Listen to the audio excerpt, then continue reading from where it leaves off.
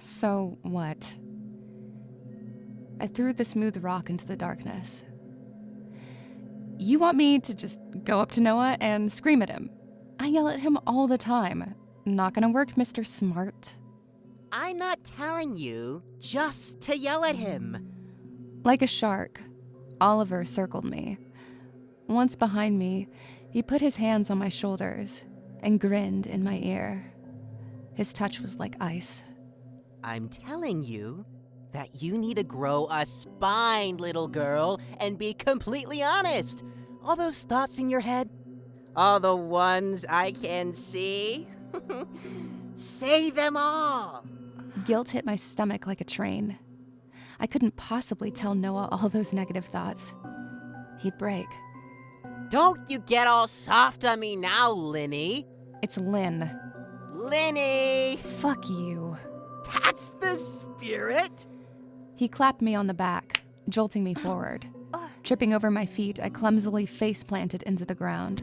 Oh my god, you fucking moron! Oliver howled in laughter, a cruel sound that echoed all around me. I looked at him defiantly, but I was far too exhausted to get up. I didn't even feel like speaking anymore. Oh, there she goes, shutting down again. You always do that bullshit, you know that? You always have. Like running away from all your problems, don't you? At least I'm trying to help you figure shit out. Oliver pushed me onto my back with his foot. He leaned in close, his eyes boring into my brown ones. I know what you want. You want to be this tough babe that no one can hurt, no one can trample on. But you can't do that unless you break a few hearts and a few noses. My confusion turned to horror.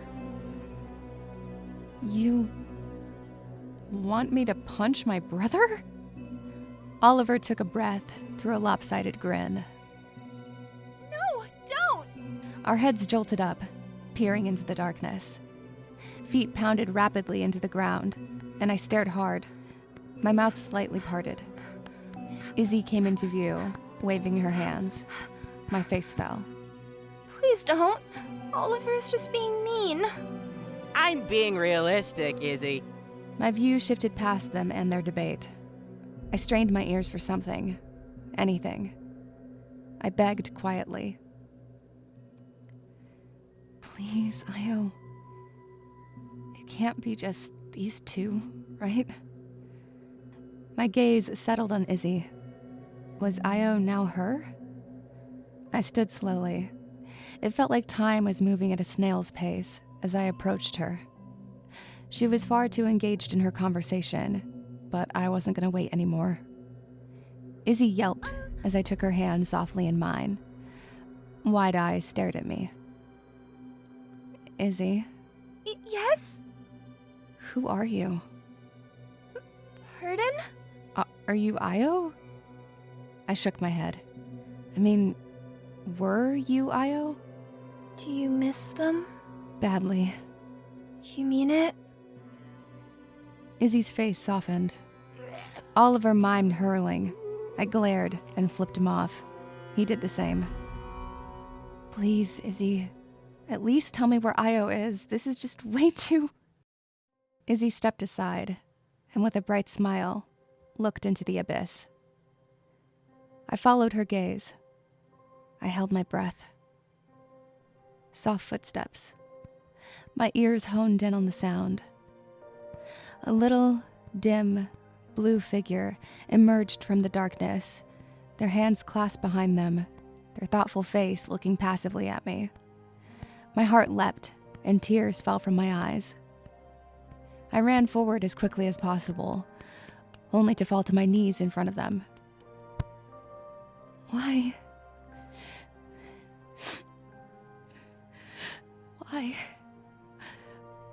Why do you leave? You wanted me to. I shook my head. Then why'd you lie? I started crying harder. I felt a small hand rest on my forehead. Why'd you lie? The question, though asked as flatly as the first time, was more than comforting. I brought my hands to Io's arm and held them tightly. Because I was scared. I always lie when I'm scared. Io stepped closer and knelt down, their arms wrapping around me. Thank you for being honest. Seems like we'll work on that. Io shifted their gaze to the others, and as I looked with them, I noticed Izzy beaming brightly, like a beacon, and Oliver crossing his arms and scoffing, his form so dim I could barely sense him. Io held all of us in their eyes. We'll all work on it.